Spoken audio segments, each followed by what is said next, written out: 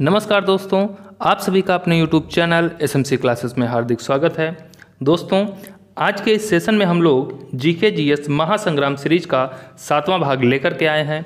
तो जिन लोगों ने अभी तक पिछले भाग नहीं देखे हैं वो लोग जो है पिछले भाग को देख सकते हैं, जिसका लिंक जो है डिस्क्रिप्शन बॉक्स में दिया हुआ है। वहाँ पे आपको जो है जीके जीएस 2000 प्लस क्वेश्चन की प्लेलिस्ट आपको मिल जाएगी, जहाँ पे सारी की सारी वीडियो आपको मिल जाएंगी।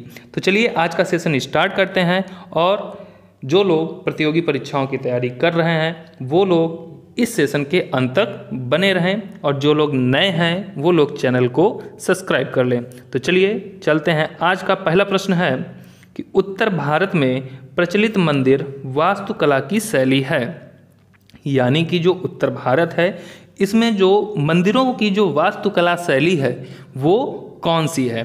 पहला ऑप्शन है नागर, दूसरा है वेसर, तीसरा है द्रविड़, चौथा है शिखर।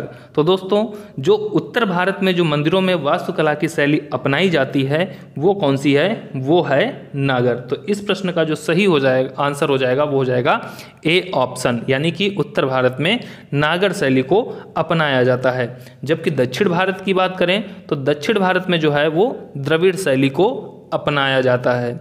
ठीक है दोस्तों, दक्षिण भारत में द्रविड़ शैली और उत्तर भारत में नागर शैली को अपनाया जाता है। अगले प्रश्न पे चलते हैं। अगला प्रश्न है हमारा कि सुधीरधर किसके लिए प्रसिद्ध हैं। पहला ऑप्शन है संगीत के लिए, दूसरा है फिल्म निर्माण के लिए, तीसरा है लैंडस्केप ड्राइंग के लिए, चौथा ऑप्शन है कार्टून ड्राइंग के लिए। तो दोस्तों, जो सुधीरधर हैं वो किसके लिए फेमस हैं, वो कार्टून ड्राइंग के लिए फेमस हैं, जैसा कि आपको फिगर में दिखाई भी दे रहा है। अगले प्रश्न पे चलते हैं। अगला प्रश्न है हमारा, निम्नलिखित में से कौन भारत की जीडीपी की गणना के लिए उत्तरदायी है। 4 ऑप्शन दिए गए हैं, इसमें से बताना है कि कौन जो है वो भारत की जीडीपी की गणना के लिए उत्तरदायी है।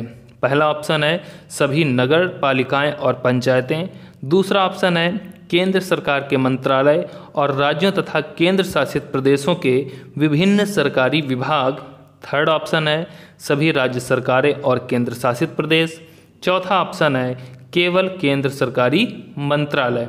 तो इस प्रश्न का जो सही आंसर हो जाएगा वो कौन सा हो जाएगा, वो हो जाएगा ऑप्शन बी, यानी कि जो भारत की जीडीपी है उसके लिए केंद्र सरकार के मंत्रालय तथा राज्य और केंद्र शासित प्रदेशों के विभिन्न सरकारी विभाग जो हैं वो उत्तरदायी होते हैं। अगले प्रश्न पे चलते हैं। अगला प्रश्न है हमारा कि भारत रत्न पुरस्कार प्राप्त करने वाले पहले खिलाड़ी हैं। आपको बताना है कि ऐसा कौन सा पहला खिलाड़ी है जिसे भारत रत्न पुरस्कार प्राप्त किया है। पहला ऑप्शन है प्रकाश पादुकोण, दूसरा है सुनील गावस्कर, तीसरा है सचिन तेंदुलकर, चौथा ऑप्शन है सानिया मिर्जा। तो इसमें से कौन सा ऐसा खिलाड़ी है जिसे भारत रत्न पुरस्कार प्राप्त हुआ है, तो इसमें हो जाएगा आपका सचिन तेंदुलकर। सचिन तेंदुलकर को जो है सबसे पहले भारत रत्न पुरस्कार से सम्मानित किया गया है। अगले प्रश्न पे चलते हैं। अगला प्रश्न है हमारा कि निम्नलिखित में से किस नदी में भारत की प्रायद्वीपीय नदी प्रणाली में सबसे बड़ा जल संभर है। आपको बताना है कि जो भारत की प्रायद्वीपीय नदियां हैं उसमें से ऐसी कौन सी नदी है जिसका सबसे बड़ा जल संभर है, यानी कि जिसका सबसे बड़ा नदी प्रणाली तंत्र है। और कहाँ का बताना है, तो प्रायद्वीपीय नदी के बारे में बताना है। दोस्तों, प्रायद्वीपीय नदी हम किसे कहते हैं, जो दक्षिण भारत की नदियां हैं उनको हम लोग प्रायद्वीपीय नदियों के नाम से जानते हैं। तो पहली नदी है हमारी महानदी, दूसरा ऑप्शन है गोदावरी, तीसरा है कृष्णा कावेरी और चौथा ऑप्शन है कृष्णा। तो इनमें से कौन सी ऐसी नदी है जो कि सबसे बड़ी नदी है, तो इसमें कौन सा हो जाएगा, ये हमारी हो जाएगी गोदावरी। ठीक है, इस प्रश्न का जो सही आंसर हो जाएगा वो क्या हो जाएगा, वो गोदावरी हो जाएगा, क्योंकि गोदावरी जो है वो प्रायद्वीपीय नदियों में सबसे बड़ी नदी है। और गोदावरी को जो है दक्षिण की गंगा के नाम से भी जानते हैं। इसे क्या बोलते हैं, इसे दक्षिण की गंगा। ठीक है, इसे दक्षिण की गंगा के नाम से भी जाना जाता है। अगले प्रश्न पे चलते हैं। अगला प्रश्न है हमारा कि राज्यसभा के बारे में निम्नलिखित में से कौन सा कथन सही है। पहला ऑप्शन है यह भारत के संविधान द्वारा निर्धारित एक सीधे निर्वाचित निकाय है, दूसरा ऑप्शन है राज्य विधानसभा के निर्वाचित सदस्य राज्यसभा के सदस्यों का चुनाव करते हैं। तीसरा ऑप्शन है इसे संसद के निचले सदन के रूप में जाना जाता है। और चौथा ऑप्शन है राज्यसभा के सदस्य स्थायी होते हैं। तो आपको बताना है कि कौन सा कथन जो है वो सही है। तो इस प्रश्न का जो सही आंसर हो जाएगा वो हो जाएगा बी ऑप्शन, यानी कि जो राज्य विधानसभा के निर्वाचित सदस्य हैं वो राज्यसभा के सदस्यों का चुनाव करते हैं। अगले प्रश्न पे चलते हैं। अगला प्रश्न है हमारा, दूध में निम्नलिखित में से कौन सा अम्ल पाया जाता है? पहला है हाइड्रोक्लोरिक अम्ल, दूसरा ऑप्शन है लैक्टिक अम्ल, तीसरा है एस्कॉर्बिक अम्ल, चौथा है टैनिक अम्ल। तो दोस्तों जो दूध होता है, दूध में कौन सा अम्ल पाया जाता है? तो दूध में लैक्टिक अम्ल पाया जाता है। इसके बाद में नेक्स्ट प्रश्न पे चलते हैं। अगला प्रश्न है हमारा कि निम्नलिखित में से कौन सा भारत का शास्त्रीय नृत्य नहीं है? पहला ऑप्शन है कथकली, दूसरा है भांगड़ा, तीसरा है ओडिसी, चौथा है मोहिनी अट्टम।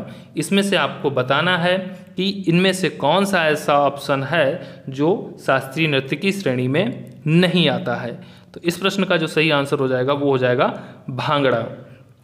भांगड़ा को जो है शास्त्रीय नृत्य की श्रेणी में नहीं रखते हैं। दोस्तों जो कथकली है, कथकली कहाँ का है? ये केरल का है। ओडिसी जो है ये उड़ीसा का है। और जो मोहिनी अट्टम है ये केरल का शास्त्रीय नृत्य है। जबकि जो भांगड़ा है ये पंजाब का लोक नृत्य है। ठीक है दोस्तों, ये कहाँ का है? ये पंजाब का एक लोक नृत्य है। जबकि शेष तीनों क्या हैं? ये शेष तीनों शास्त्रीय नृत्य की श्रेणी में आते हैं।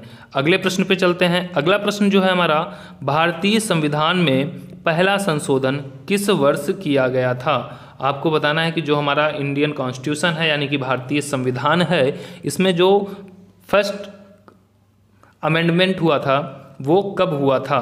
पहला ऑप्शन है वर्ष 1948 में, दूसरा है वर्ष 1951 में, तीसरा है वर्ष 1950 में और चौथा है वर्ष 1947 में। तो जो हमारा भारतीय संविधान है इसमें जो पहला संशोधन किया गया था वो वर्ष 1951 में किया गया था। और किससे संबंधित है? तो ये जो हमारा पहला संविधान संशोधन है ये हमारा संपत्ति के मामले से संबंधित है या संपत्ति के मुद्दे से संबंधित है। अगले प्रश्न पे चलते हैं। अगला प्रश्न जो है हमारा कौन सा है कि निम्नलिखित में से कौन सी जोड़ी किसी राज्य और उससे संबंधित कला शैली को दर्शाती है? आपको 4 ऑप्शन दिए गए हैं, इसमें से बताना है कि कौन सा ऐसा जोड़ा है जो कि सही संबंध दर्शाता है। पहला है पंजाब मोहिनी अट्टम, दूसरा है उत्तर प्रदेश कथक, तीसरा है तमिलनाडु ओडिसी, चौथा है असम कथकली। तो आपको बताना है इसमें से कौन सा जोड़ा सही है। तो इसमें हमारा हो जाएगा उत्तर प्रदेश कथक। उत्तर प्रदेश का जो शास्त्रीय नृत्य है वो क्या है दोस्तों? वो है कथक। मोहिनी अट्टम कहाँ का है? तो मोहिनी अट्टम दोस्तों केरल का है। इसके बाद में जब हम बात करते हैं ओडिसी, ओडिसी कहाँ का है? ओडिसी जो है ये हमारा उड़ीसा का है। और ये जो कथकली है ये कथकली कहाँ का है? ये केरल का है। अगले प्रश्न पे चलते हैं। अगला जो हमारा प्रश्न है वो है निम्नलिखित में से किस परिस्थिति में भारत में स्वतंत्रता के मौलिक अधिकार को कम किया जाता है? आपको बताना है कि जो स्वतंत्रता के मौलिक अधिकार हैं यानी कि जो मौलिक अधिकार के अंतर्गत स्वतंत्रता का अधिकार है उसको कब कम किया जा सकता है। पहला ऑप्शन है राज्य का आपातकाल, दूसरा है महामारी आपातकाल, तीसरा है राष्ट्रीय आपातकाल, चौथा है वित्तीय आपातकाल। तो दोस्तों आपको इसमें से बताना है कौन सा ऑप्शन सही होगा। तो दोस्तों जो हमारा अनुच्छेद 352 है, अनुच्छेद 352 क्या बताता है? राष्ट्रीय आपातकाल बताता है। अनुच्छेद 52 में किसका जिक्र किया गया है? राष्ट्रीय आपातकाल का जिक्र किया गया है। और इसी में ये कहा गया है कि हम अनुच्छेद 352 के तहत जो है मौलिक अधिकारों को हम क्या कर सकते हैं? इनको कम किया जा सकता है या फिर उनका निलंबन जो है वो किया जा सकता है। अगले प्रश्न पे चलते हैं। अगला प्रश्न है हमारा, उस्ताद अमजद अली खान किस वाद्य यंत्र के लिए जाने जाते हैं? पहला है सरोद, दूसरा है वायलिन, तीसरा है तबला, चौथा है वीणा। तो दोस्तों ये जो आपको चित्र दिखाई दे रहा है ये किसका चित्र है? ये सरोद का चित्र है। ठीक है, किसका चित्र है? ये सरोद का चित्र है। और जो उस्ताद अमजद अली खान है ये सरोद वाद्य यंत्र से संबंधित हैं। अगले प्रश्न पे चलते हैं। अगला प्रश्न है हमारा, यमुना नदी निम्नलिखित में से राज्य से नहीं गुजरती है। यानी कि ऐसा कौन सा राज्य है जहाँ से यमुना नदी नहीं गुजरती है? हरियाणा, उत्तर प्रदेश, गुजरात, उत्तराखंड। तो आपको इनमें से बताना है कि ऐसा कौन सा राज्य है जहाँ से यमुना नदी नहीं गुजरती है। तो इस प्रश्न का जो सही आंसर हो जाएगा वो हो जाएगा हमारा गुजरात। ठीक है, जो यमुना का विस्तार क्षेत्र है उसके अंतर्गत गुजरात जो है वो नहीं आता है। अगर हम यमुना नदी के उद्गम स्थान की बात करें तो यमुना नदी का उद्गम स्थान कहाँ से होता है? तो इसका जो है यमुनोत्री ग्लेशियर से होता है या यमुनोत्री हिमनद से होता है, जो कि कहाँ है? उत्तराखंड में स्थित है। ये उत्तराखंड से होते हुए हरियाणा में प्रवेश करती है, हरियाणा से दिल्ली, और दिल्ली से जो है ये उत्तर प्रदेश में बहते हुए प्रयागराज में गंगा में समाहित हो जाती है। तो यमुना नदी किसकी सहायक नदी है दोस्तों? तो ये जो है गंगा की सहायक नदी है। और ये कहाँ जो है गंगा में विलीन होती है दोस्तों? तो ये प्रयागराज में जाकर के विलीन हो जाती है। अगले प्रश्न पे चलते हैं। अगला प्रश्न जो है हमारा, बैंकों में जमा राशि के अधिकतर हिस्से का उपयोग किस लिए किया जाता है? यानी कि जो बैंकों में राशि जमा की जाती है उसका अधिकतर भाग जो है उसका उपयोग बैंक किस लिए करते हैं? ब्याज, गारंटी, ऋण या फिर संपार्श्विक। तो दोस्तों जो बैंक होती हैं, बैंक में जो भी हम धनराशि जमा करते हैं, बैंक उस धनराशि का प्रयोग ऋण देने के रूप में करती है। तो इसका जो सही ऑप्शन हो जाएगा वो हो जाएगा सी ऑप्शन, यानी कि ऋण प्रदाता के रूप में। अगला प्रश्न हमारा कौन सा है? भारतीय राष्ट्रीय आंदोलन के संदर्भ में सरहदी गांधी के नाम से किसे जाना जाता था? आपको बताना है कि जो सरहदी गांधी है वो किस व्यक्ति को संज्ञा दी गई थी? मगफूर अहमद अजाजी को, या फिर ऊधम सिंह को, या फिर अशफाकुल्ला खां को, या फिर खान अब्दुल गफ्फार खान को। तो दोस्तों जो सरहदी गांधी है हम किसे जानते हैं? तो खान अब्दुल गफ्फार खान को जो है सरहदी गांधी के नाम से जाना जाता है। अगले प्रश्न पे चलते हैं। अगला प्रश्न है हमारा कि निम्नलिखित में से कौन सा श्रम गहन उद्योग है? आपको बताना है कि इसमें से कौन सा ऐसा ऑप्शन है जो श्रम गहन उद्योग की श्रेणी में आता है। पहला है गेहूं, दूसरा है दलहन, तीसरा है चाय, चौथा है मक्का। तो इस प्रश्न का जो सही आंसर हो जाएगा वो हमारा क्या हो जाएगा? वो हो जाएगा चाय। ठीक है दोस्तों, इस प्रश्न का जो सही आंसर होगा वो क्या होगा? चाय। अगले प्रश्न पे चलते हैं। अगला प्रश्न है हमारा, गिरमिटिया मजदूर कौन होते हैं? गिरमिटिया मजदूर कौन होते हैं? पहला है वह बंधुआ मजदूर जो नए देश की यात्रा का भाड़ा चुकाने के लिए मजदूरी करता है। दूसरा है अफ्रीकी गुलाम। तीसरा है बाजार से खरीदा गया श्रमिक। चौथा है अवैतनिक मजदूर। तो गिरमिटिया मजदूर किसे कहते हैं? तो वह मजदूर या वह बंधुआ मजदूर जो नए देश की यात्रा का भाड़ा चुकाने के लिए मजदूरी करता है उसे गिरमिटिया मजदूर कहते हैं। अगले प्रश्न पे चलते हैं। अगला प्रश्न है हमारा, जब बल दो सतहों के बीच सापेक्ष गति से प्रतिरोध करता है तो इसे कहा जाता है। पहला ऑप्शन है प्रतिरोध, दूसरा है प्रेरण, तीसरा है संवहन, चौथा है घर्षण। तो इस प्रश्न का जो सही ऑप्शन हो जाएगा वो हमारा ऑप्शन होगा फोर्थ, यानी कि घर्षण। जब दो सतहों के बीच सापेक्षिक गति से प्रतिरोध उत्पन्न होता है तो इसे हम क्या बोलते हैं? घर्षण की संज्ञा देते हैं। अगले प्रश्न पे चलते हैं। अगला प्रश्न है हमारा, पूर्वी पर्वत श्रृंखला के रूप में जानी जाती है। अरावली की पहाड़ियाँ, कराकोरम की पहाड़ियाँ, शिवालिक की पहाड़ियाँ या फिर पटकाई पहाड़ियाँ। आप सभी को पता है कि जो अरावली की पहाड़ियाँ हैं ये कहाँ स्थित हैं? ये हमारी राजस्थान वाले क्षेत्र में आ जाती हैं। कराकोरम जो है वो हमारे लद्दाख वाले क्षेत्र में आ जाती हैं। शिवालिक श्रेणी जो है वो जम्मू कश्मीर, हरियाणा, उत्तराखंड वाले क्षेत्र में ये रहती हैं। और जो पटकाई पहाड़ियाँ हैं आपको जैसा कि चित्र में दिखाई दिया गया है कि ये हमारा क्या है? ये पटकाई पहाड़ी आती है। तो पूर्वी पर्वत श्रृंखला के रूप में हम किसे जानते हैं? हम पटकाई पहाड़ियों को जानते हैं। अगले प्रश्न पे चलते हैं। अगला प्रश्न है हमारा, जल मिश्रित एसिटिक अम्ल आमतौर पर किस नाम से जाना जाता है? यानी कि ऐसा एसिटिक अम्ल जिसमें जल मिश्रित होता है उसे हम किस नाम से जानते हैं?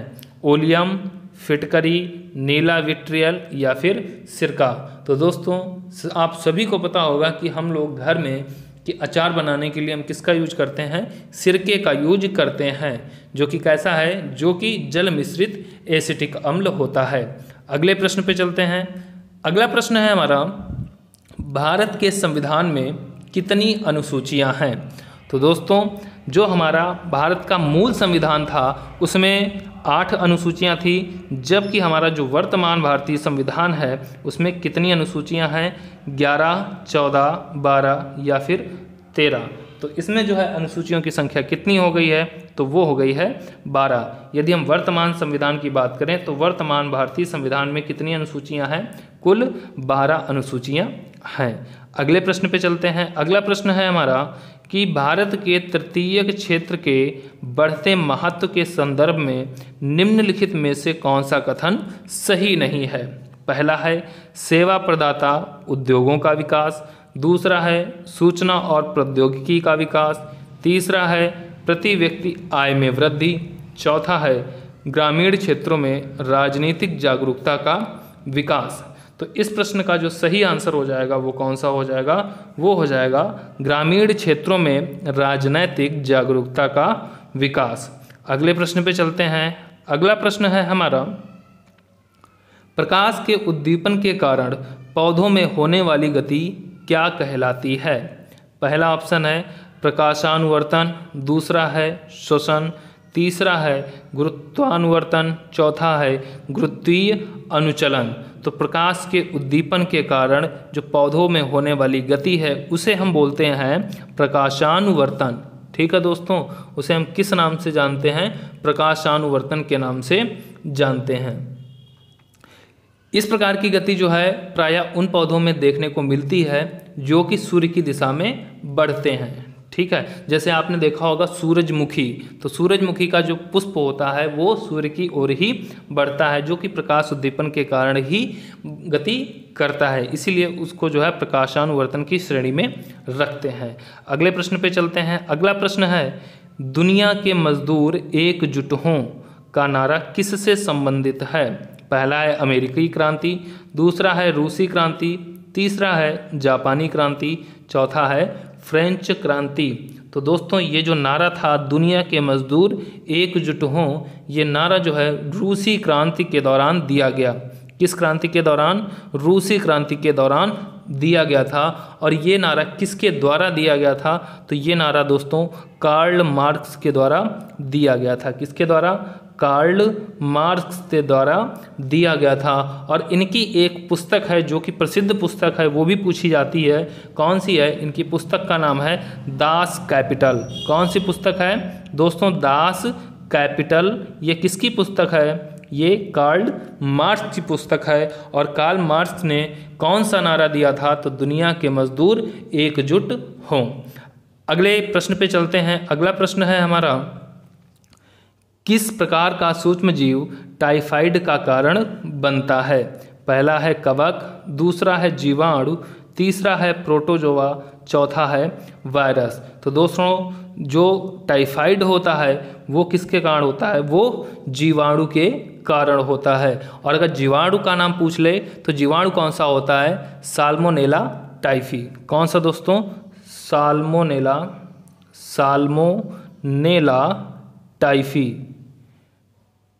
टाइफी। दोस्तों ये है जीवाणु का नाम जिसके कारण जो है टाइफाइड रोग या टाइफाइड बुखार फैलता है। अगले प्रश्न पे चलते हैं। अगला प्रश्न है हमारा, R.K. लक्ष्मण किस कला के लिए जाने जाते हैं? पहला है शास्त्रीय संगीत, दूसरा है भित्ति चित्र, तीसरा है कार्टून, चौथा है फिल्म। जैसा कि आप सभी देख रहे हैं ये कौन है? ये R.K. लक्ष्मण जी हैं और इन्हीं के साथ में एक कार्टून बना हुआ है। तो ये जो है किस कला के लिए जाने जाते हैं? तो ये कार्टून के लिए जाने जाते हैं। अगले प्रश्न पे चलते हैं। अगला प्रश्न है हमारा कि किस राजकोषीय वर्ष में सरकार की सभी प्राप्तियों और व्यय का वार्षिक लेखा जोखा क्या कहलाता है। यानी कि किसी राजकोषीय वर्ष में सरकार की जो सभी प्राप्तियां और व्यय का जो वार्षिक लेखा जोखा है उसे हम क्या बोलते हैं। राजस्व बोलते हैं, पूंजी बोलते हैं, कर बोलते हैं या फिर बजट बोलते हैं। तो इसको हम लोग क्या बोलते हैं, बजट के नाम से जानते हैं। अगला हमारा प्रश्न है कि नालंदा किस धर्म का प्राचीन शिक्षण संस्थान था। पहला ऑप्शन है ईसाई, दूसरा है जैन, तीसरा है बौद्ध, चौथा है इस्लाम।